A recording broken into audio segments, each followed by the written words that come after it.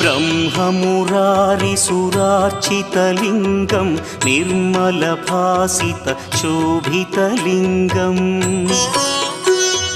जन्मजदुःखविनाशकलिङ्गं तत्प्रणमामि सदा शिवलिङ्गम्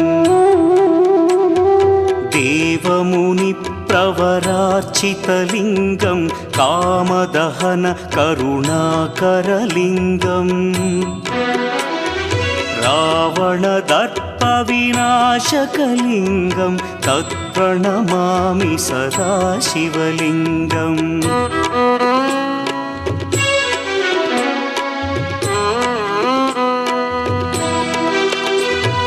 सर्वसुगन्धसुलेपितलिङ्गं बुद्धिविवर्धनकारणलिङ्गं सिद्धसुरासुरवन्द्यलिङ्गम्